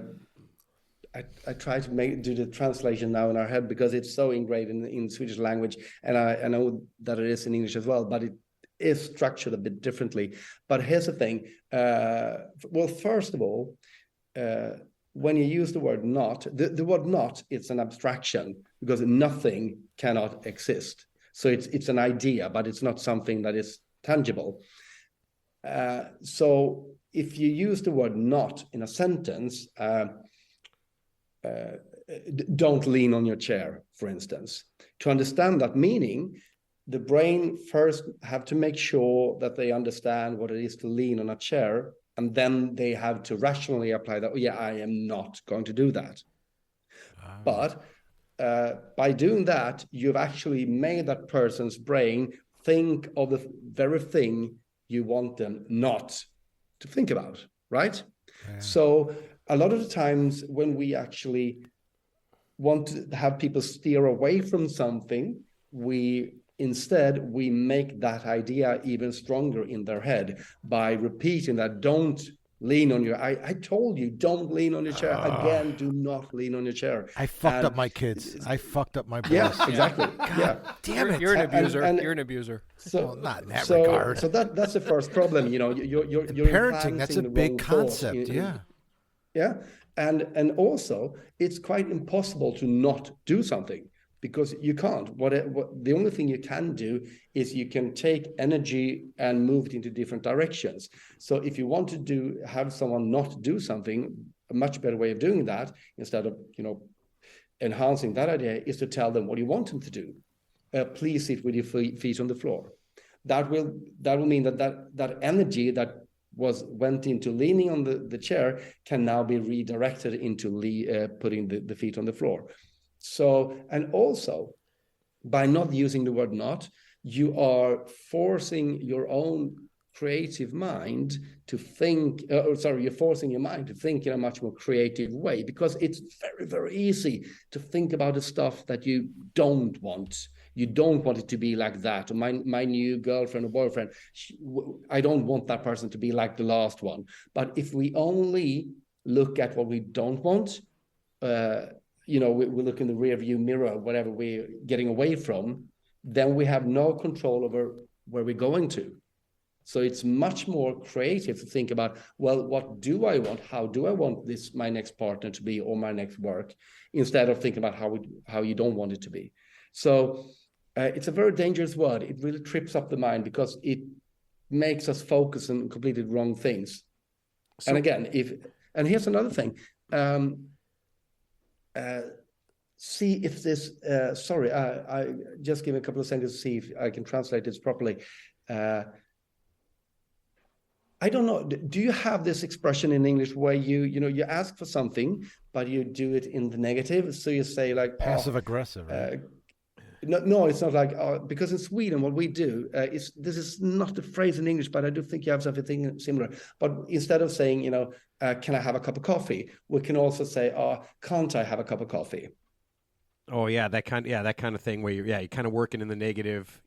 Yeah. And the thing is, for most people, it's much easier to say yes than to say no. And a lot of the times we feel that people are saying no to us, but they don't. We have just no idea about what we're asking for. And I actually did an experiment where we filmed an actor, and she went into a couple of coffee shops. And this particular chain of coffee shops, they had this small piece of chocolate, which they gave you for free if you bought a cappuccino. But if you bought a regular coffee, you had to pay for the chocolate. So what she did was that she went in and she bought a regular coffee, and then she asked them, can't I have one of these as well? And they just went, no, you can't. And then we just changed it, and she bought a regular coffee, and she said, can I have one of these as well? And they said, yeah, of course you can. Wow. Now, in both of those instances, they actually, they gave her what she asked for. Yeah. Can't I have it? Yeah. No, you can't. You're absolutely right. Yeah, that was two different answers. Yeah, that makes so much sense. That's interesting. See, that blows my mind. Have you ever worked with anybody in the sports? Like, I mean, because I you're talking about like positive attitudes and different things like that you can kind of do. Sports psychology. Yeah. Have you ever worked with any sports people? To kind of get them. Actually, no, I haven't. No. Really, because I feel like when you talk about anchors and knots and the positivity He's thing, never going to get through a jock's head. You can't talk to jocks. Did you play sports do you play sports now? Did you play sports as a kid? What do you think that I did? Look at me. No. You look You're pretty athletic. Yeah, you look way more athletic than Ted does. Athletic guy, yeah, for sure.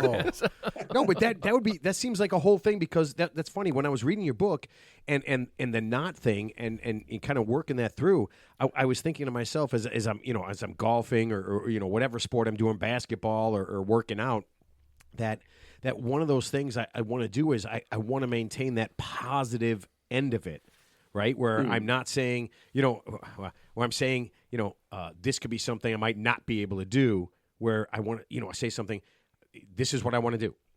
And I want to focus on that positive thing that I want to do rather than any kind of negative thing that I want to do. Is that, did I just make you a few $1 million in Swedish sports? You might have. All right. No, I was just wondering. No, you're wrong. Oh, okay. I'm kidding, man. Yeah, no, it's like that's like the premise of that show on what is that show with the soccer coach? Oh, that awesome show with the soccer coach. Ted Lasso. Ted Lasso, yeah. I've never seen it, Ted but Lasso. That's like his thing. But anyway, that does. You know what's funny is it is kind of that same thing where he's so positive. He breaks it down to the simple and just like But it just makes you feel so good. He's like the Columbo of sports. The Columbo of sports. All right. Listen, Henrik, I know that it is like 2:00 in the morning there, and I know you want to get to bed. Thank you so much. Yeah, thank you so much. This was above and beyond. You rambled on for hours. No. We appreciate it. You babbled on. I'm so sorry. Henrik, please let the guy go to bed. No, listen, you are awesome. We appreciate it. Thank you. Yeah, thank you so much. And for everybody who's listening, all of Henrik's stuff will be on the website, and you'll be able to check it out. Yeah. And listen, if you're a YouTube person, Henrik has so much stuff up there. It is absolutely fantastically amazing. Nice. I was just blown away when I saw all that stuff. Thank you. Cool. Thank you so much. Thank you, Henrik. All right. Thank you. Yeah, get to sleep. Yeah, I will. Thanks for having me, guys. All right. Thanks. Hey. See ya. All right. Thank you so much. Take care. Thank you for being on. Thank you. Oh man, I'm telling you, I knew he was awesome. Why did you waste the man's time?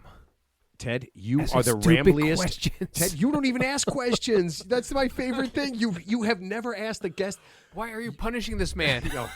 Listen, everything that I saw, I started reading the book. I was looking at it. The first thing I saw was some of the YouTube stuff. Yeah. Absolutely amazing. And, and here's the thing. Some of the people that do this stuff they're kind of over the top. Sure. But he's so relaxed, and it's just so... It's so neat to watch him do this stuff, right? And he's such fun when he does it, and it's just it's such a neat thing. He actually at one point in some of the shows he's throwing a frisbee. The one of the ones I'm watching, he's throwing frisbees to people, and then he has them come up. So it's actually as pretty, random that's as pretty, that thing no, is. but that's it's cutting really edge neat. because, like I said, I mean, whatever you got to do to create positive reinforcement. Get people to buy in. Yeah, it's genius. Yeah, is what it is. Yeah, yeah. I was so impressed with all that stuff because, like I said, I've seen some of the other people, and there's some American guys and some European guys, and it just seemed kind of silly and over the top. But Henrik was, I'm telling you, man, that book, The Art of Reading Minds. It was really cool, and the funny thing is that you can just do it like. Honestly, it took me 2 weeks, a week and a half to listen to the book and listen to it. But I'm doing these things, and all of this stuff works. And I start paying attention to what people are doing like 1,000 times more. And it blows my mind. One of the things, and this is what I forgot to do. So one of the things I wanted to do before the show, and I know this sounds weird, was one of the things he talks about is having kind of like a ritual, right? A thing that you do, right? And I was thinking, I have never, and this is weird, I don't know that you and I, Ted, ever. I don't even think I've given you a high five in my whole life. Have I you ever shake hands. No, I don't think we've ever high fived each other. I've never given Ted a high five. There's no reason to. No, but unless we win the lottery. But even after you do something great. I don't think I've ever given you a high five. And you know why? Because I always do something great. So why would you? Because it's like not true at all. It's expected. But no. But one of the things, one of the things he talked about was like touching, right? And that positive reinforcement. And it was weird. So one of the things in the book was a dad who hugs his son when bad things happen. Yeah, that's good. Okay, that's good. But the reinforcement is that he only hugs his son when bad things happen. Right? Yeah. So that you have to do that when it's a positive thing, because then the son realizes that when you hug somebody, it's something bad. Something bad has happened. Yeah. And so what I wanted to do, Mark, that's why I hugged you last time I saw you in the golf course. No. What I wanted to do to start the kidding, show. I'm kidding. What I wanted to do was start the show. This is what I wanted to do. I wanted to do these words exactly. We are going to have a great show, and I was going to hug both you guys. Aww. Yeah. I'm a hugger, you know that. But just to start it off like that, and I was just thinking, and that was just one of those things that I had read. Well, that's a Matt thing. That's a you thing. Because the first time I hugged you, you were like, "Holy crap!" Yeah. You know what? And there was many times. Remember, Ted, I've brought this up to you. There was many times when we finished golf, and there's four of us typically. Like, say it was me, you. Who's the fourth guy? Pete. Let's say it was whatever. Pete or Jackson. So we all shake hands, and then I'm like, where the fuck is Matt? He's already walking away. I'm like, I didn't shake Matt's hand. Because he doesn't have time for you. No, because I got to get better at that. There's an expectation that Matt's going to see you down the road. Oh, he'll be by the car, or he's going to be at the bar with me afterwards. Yeah. So you kind of just play off like those moments because I'm eventually going to see him anyway. Yeah. You don't give thought to the moment. But you're always ahead. You're always thinking ahead. But there's actually some people. This is weird. There's some people that I invariably hug all the time. My buddy Tony Pirelli. You hug him all the time? I listen. He's very huggable. I mean, he's a teddy bear. It's one of those. I want to hug him too. No, but it's one of those weird things I want to hug him too. Where I don't know what bond Pete and I have. I have no idea how that works. He's very friendly. But I can't not hug him when I see him. Yeah, genuinely, honestly, I hug him too. Yeah, like it's just it's. I one see of him those, twice a year, and I hug him. Yeah, so. It's one of those weird things where I hug him and I don't want to not hug him. Like if the hug went 10 minutes, I'd be okay. That's what Pete wants. Tony, I'm sorry. Tony wants us to hug for 10 minutes. We're hugging for 10 minutes.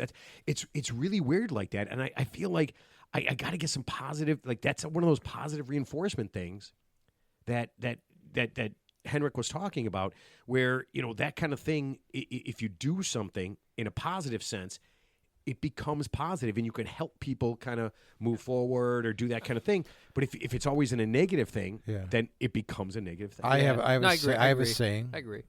Hugging helps. Yeah. I mean, Hugging- I would love to hugging hug. helps. I would love to hug you guys all before Hug it out. our tea Hugging time, helps. whoever we Hugging play helps. with, unless it's a stranger, of course. Yeah, I'd be Ted, happy to what hug was you guys. what was that animal you mentioned? Cape Buffalo. Cape Buffalo. Why don't you Google that? Was Mark? that the? Have you heard of a Cape Buffalo? Yes. Yes. You know why? From you, Ted. Because you've mentioned it on the show, honestly, 20 times.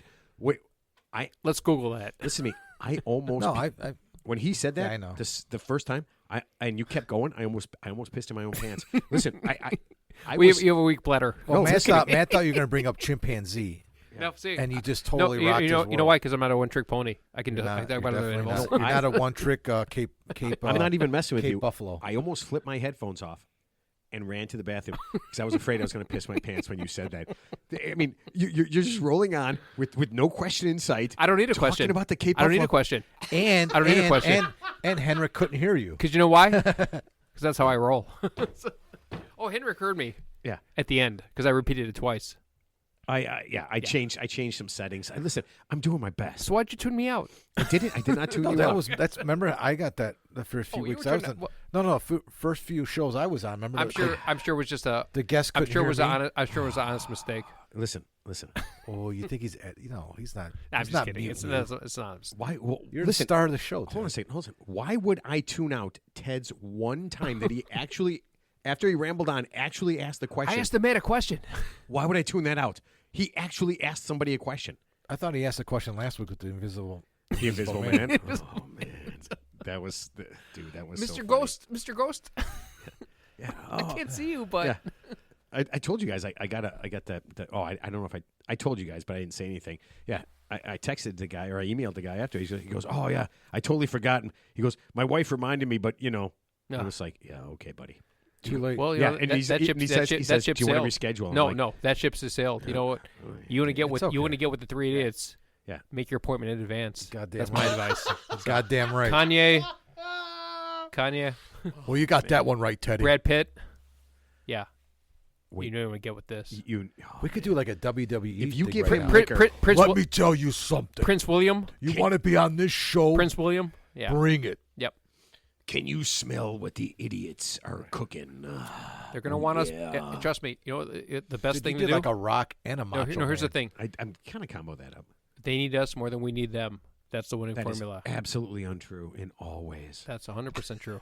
Well, let me tell you something about all you idiot, what do you call it? Maniacs out there. Yeah. Idiot maniacs? Is that what he said? Hulkamaniacs. Oh, I don't know. Idiot maniacs. Idiot maniacs. Hulkamania. Oh my god. You know, we still Idiot mania He looks is great. I real. actually saw the Hulk. I saw the Idiot Hulk. mania. He's like 76. He still looks pretty good. Oh, dude, he's the best, man. He's Hold on. awesome. I'm busy writing down idiot mania. Despite all the to use despite on all the social media. stories, he looks good. You know who doesn't talk to him He looks anymore? good. Is Jesse the Body. He's alive. Ventura. All those guys are dead. I mean, all Jesse those Ventura's WWE alive. Oh yeah, but most of those guys like Jimmy Snooperfly Suka, Oh, Macho Man's dead. Macho Yeah, Man's they're all dead. yeah. Roddy Piper. He's Roddy dead. Piper's dead. Rowdy, What? Rowdy Ronnie Piper. He gone. He died a long He time been ago. gone. He's in one of my favorite All the Von scary movies Erichs. of Yeah. all time. Yeah. Yeah, he's in They Live. Yeah. He was in, you know, yeah. you know, Hulk Hogan. He's like the Keith Richards of Was it WWE. He just Greg won't the die. Animal Steel or what was it? The George the Animal Steel. Yeah, that was like George the Animal that was like Steel. 1970. I said Yeah. Greg. He gone. But you know what? I don't He think gone. Elizabeth. He Come took on. a. He got a heart Hulk- attack. But the Hulk was handing out more punishment than the other guys. Yeah, but I mean, He was on the good end of But it. I mean, Yeah, he wasn't a remember jobber. Eddie, No, he Eddie, the Hispanic guy. He was a pretty buff guy. He Yeah. he had That's a heart a tough- attack in that's the a ring. tough I think. But I mean, you're taking steroids. You got that life. You're drinking. You're doing whatever. And the fact that Hulk Hogan's still around. Not Hulk. He didn't take steroids. No, but I'm saying, but he's whatever. That's what he says. Whatever he did. Yeah. Whatever he did. You know what Jesse Ventura said? You know that's the breakup between Yeah. Hulk Hogan and the WWE and Vince McMahon and Oh, I saw that. And Wait, yeah. wasn't he the governor of Minnesota? yeah. Yeah, that was awesome. Yeah. Just Ventura, the fucking governor. That is pretty insane. Dude, I'm running for fucking governor because that'd be the easiest office to win, right? Yeah, but I mean, Minnesota had who was that little politician guy? I'm trying to think of that. They've had some very strange politicians up there in Minnesota. Yeah. It's pretty Oh, the crazy. senator. Yeah. Senator? Yeah. Nobleman. No, No, I the writer. Oh my God. I know Yeah, who you're talking I know about. He was an exactly. SNL writer and actor. Yeah, Yeah. So they do Oh, some. Al Franken. Yeah, Al my Franken. Al father. Franken. He resigned, Yeah. which is funny because here's the funny thing about politics. So when someone says something bad, someone says, "Oh, we demand your resignation," and obviously 99% nobody resigns. this guy actually resigned based on somebody demanding his He's called resignation. integrity, my friend. He's written a bunch of books too. Yeah. One of his first books he wrote. Well, I mean, not his first book, but I read it. I love it. It's called "Lying Liars and the Lies They Tell." Oh yeah, Al Franken. That was a great. Sounds like the fucking Three book. Idiots. yeah. Actually, it's a really You good sit book. on a throne of lies. No, actually, I sit in a We chair. don't sit here I and sit in lie. a chair that doesn't creak. That's That's good. That's half the battle. Yeah, because my sister was getting mad. She's like, are you, is it you or Ted that has a creaky chair? I'm like, Ted, and she immediately knew I lied. She and knew she you, went, yeah. It was you. Yeah, You have a hip replacement? Do you think there's like one of those Cape Buffaloes on the carousel, like at Great America or something? Take a ride on the Cape Listen, Buffalo instead of I like want a horse. I want You you know to they got a horse, a tiger, a look, unicorn. I want you to Google Cape Buffalo, And a and then Cape I know what they are. and then I want you to make it your wallpaper on your phone because they're pretty. Please don't ever do that. You know what my wallpaper today was? John Candy, because it's his birthday. Oh, it's Is really? it? He's born on Halloween? Is Yeah. today? I believe today or yesterday was National Godzilla Day. Today's John Candy's birthday. Yeah, something like that. It's So- I believe, or it's coming up. Isn't it National ironic? Godzilla John Day. Candy's birthday was on Halloween. Did he Candy, die? How John- did he die? Besides obesity, Drugs. drugs. He Yeah, it's smoked pretty- 2 pack. No, not drugs. He smoked I think 2 he- packs of cigarettes a day, and he was Weighed overweight. 400 pounds. Yeah, Now, I Chris mean, Farley, at least he did it right. He was with a stripper in a hotel room with a lot of drugs, and he just died on the carpeted floor. I'm He not, I'm tried. pretty sure that's not right. Well, it's right. Yeah, It's all and right, Mark, yeah. Mark. I have a story, but I can't tell No. it. No, 'cause don't tell I, it, I yeah. have I mean, Yeah, I have Yeah, a, why tell it? Because we got 50,000 pumping people listening to us, so why tell the story? Well, Yeah, because you're right. I- So that- let's I mean, keep it the a, night that he let's died, keep it I- a secret. No. It wasn't me, but And Mark, I blame you for giving him alcohol tonight. Yeah, I Ted? gave him coffee. Oh yeah, Ted. Yeah, I gave him coffee. Just so you know, you gave him alcohol. All right, so let's put this thing. Wait, to is bed. there alcohol in Crown Royal? Yeah, No, actually, it's just like cough syrup. it's like Dude, it's NyQuil. Halloween. I brought you alcohol. I brought Ted alcohol. That's what I do. I'm a giver. and You I'm are a hugger and I'm a giver. You were good. yeah. And I'm going to hug the shit out of you after this. All right. Show's over. It's weird. You know what? I want to hug you, Ted, but I desperately don't want to ever hug you. So it's I'm torn. Would you settle for a high five? I would like to start with a high five. But Teddy, I'm going to let you go. Last thoughts. You go first. I enjoyed our guest. He was a good-looking guy, by the way. So, with that black T-shirt, yeah, I like that. So yeah, I always wanted to visit Sweden, and Was he wearing a shirt? I couldn't upper- take my eyes off his eyes. and that upper Amsterdam, Sweden, Netherlands area. I always want to go there. Yeah, so Isn't the Netherlands a different country? No, but I Yes. know it is. But Okay. the point is, it's in that Amsterdam same is- area. yeah. You know, I No, always he's wanted right, to go up. What's that called? The what's the region up there? Mark, the region. French Riviera? No, stupid. It's not the French Riviera. Oh, Samoa, the Samoan Triangle. What's that whole region? Greenland, Sweden. What's that called? What's that called? I think it is the Bermuda Triangle. Jamaica, man. No, No, Ted, I have no idea. Is that your last thought? You guys are morons. Just go ahead. You want to go to Sweden, specifically the cities in Sweden, of Scandinavia? Netherlands. Scandinavia, Ted? Scandinavia. Yeah. Yeah. Okay. I always want to go up there. The Scandinavian yeah. countries. Okay. Yeah. Okay. Yeah. Yeah. It's. Yeah. I would. I grew up with one of my good friends. Gian is from Norway. Still want to He go was to born Reykjavik. and raised in though. Norway. Yeah. Still want to go to visit, Reykjavik. yeah, that museum. That the is my Penis goal. Museum. Yeah. Yeah. I'm in. All right, Mark. Last thoughts. I'm not sure if Norway's in Scandinavia. But What, hey, it's good enough, man. Mark, don't worry about it. Teddy's going to get all the shit from this one. my final thoughts are tonight's Halloween, and we didn't really even talk about it at all. We didn't have. So last week, our guest was supposed to be on, Yeah. not Halloween, about scary books and stuff like that, right? Okay. I mean, we got to be topical. I mean, people don't always listen in order. I mean, probably people are listening to last week's show Normally, tonight. somebody would do a Halloween special for broadcasting on Halloween. But I thought a mentalist, somebody could read people's minds. Oh, I'm not That's kinda disagreeing. I scary loved shit. our guest. I thought Actually, I thought he was going to read our. I thought there was going to be a segment where like we stopped what he was talking about, and he was going to read Mark's mind. Well, he's From on my Zoom. mind. I No, think I'm not. that's hard but to do. I'm not. No, I don't want to make it. I don't want Ted, to put. no, I I don't would- want to put him on the spot. No, I'm with Ted. I thought that was going to happen too. Just but- for a second, I No, thought I didn't want to. So I didn't want to put him on there. No, I don't want to do that. You know, Plus, Ted's looking at the wrong fucking screen. No, I was actually looking at this screen. No, you for, weren't. Yeah, I was for You a minute. liar. I was. You're- Yeah. For The a screen- minute, you were. It's Maybe real one tempting to look time. at that screen. Yeah. So. One time you were. we're doing that again. All right, but no. Listen. So no, my final thought is just I'm just joking about that. But I'm really not. Is everybody here drunk except me? Obviously. How I drunk I are have we? not eaten today. Yeah, neither have I. Ted, what have you eaten today? Wasabi dust in me. I think for breakfast I had gyro. a chicken avocado gyro? salad at like 9 a.m. That was my breakfast, and that was it. That's all I had. I love it so much when you do that. No, listen. The thing that blew me away was how interesting this concept is, right? And it seems like it seems like a trick thing, but when you read some of his books, What, being a mentalist? yeah, Okay. but the reading of the body language and how to do all this stuff, and it is, I mean, obviously he's made a career out of it. He's done it for decades. He's a professional. I think we all do it Yeah. one way or another Right. subconsciously. But I think right? to be Ted, aware, Ted, we all do this. yeah. Like what the topic? Yeah, I mean, but we're not as Yeah. good as that guy. But No, yeah, right. obviously, to But a I think once a you're made lesser degree. once you're made aware of it, Yeah, and so you, that's what I you mean. really start to Subconsciously, do we it. kind of do. Yeah, Right. And I was actually, as I was doing it the last couple of weeks, I'm actually worried that I'm going to get caught doing it. Well, here's Right? the, like here's, somebody's going to be like, "Why? well, Wait a minute. Here's a simple No one's example. gonna call you Here's a out. simple example. Like, let's just say, Why wouldn't they?" Because if they know it and they're smart enough, they're just gonna they're not gonna be friends with you. no. Here's a simple example. Remember, if we're at a bar, and let's just say you just go up to a random guy, you don't know him, and you just say some stuff, and you start some shit with him. He's gonna get pissed, right? He's probably gonna want to fight you, and that's predictable behavior, Ted, that's right? Matt's MO. Oh, That's what he does. Right. But I'm just saying, but a guy who could He just goes say, up to strange people and asks them That's stupid called questions. after this show. yeah. Yeah.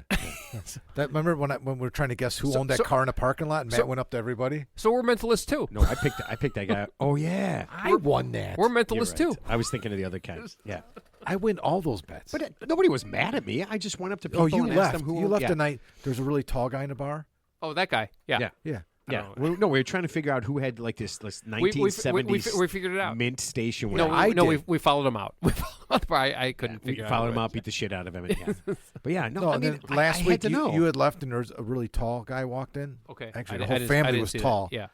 And I go, holy shit, dude, that guy's like fucking 6 to 8, I go- 6'8", you said. no 6'10". I go, that guy's like fucking 6'10". I go, he's That's tall. 6'10". That's Matt tall. goes, no.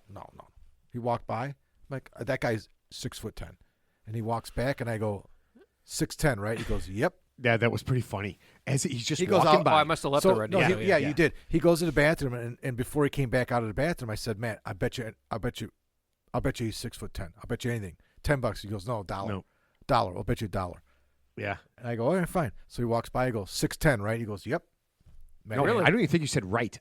As he's Well, walking no, I by, didn't say I go as he's 6'10". walking by, and he's like 1 foot away. Mark goes 6'10". He goes, yep, and he keeps walking. I was like, holy shit! probably I, used to I that. got a weird thing, like Yeah. because I'm a Wait, basketball how guy. tall are you? Not 6'10". No, That's what I would guess. Not 6'10". So I thought for years I was 5'10". I'm actually like 5. I think I shrunk over time. I think I'm like 5 now because I was like, Oh, we I'm all not as shrink, tall yeah. as you. I'm not even most grown men I stand against. I'm not as tall as anybody. I'm so taller than I'm that. like 5'9". Most Matt, grown I'm men. taller than 5'9" him. and a half. I I'm think the I tallest guy in the But you room. are the king of the midgets, so yeah. All right, listen, we're putting this thing to bed. Listen, I'm Henrik. 6'4" to answer your question. Yeah, Go on, you Matt. wish you were 6'4".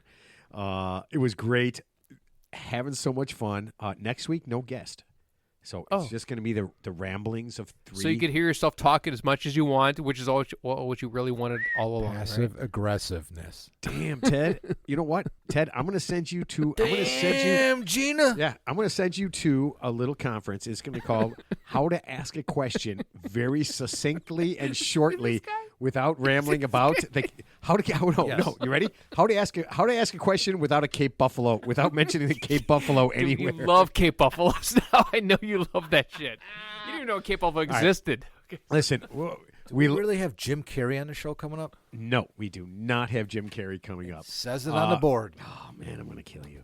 All right, so hey man, we love everybody. Like us on social media. Keep sending all that stuff. Everything that we did wrong, let us know, and we will see everybody next week.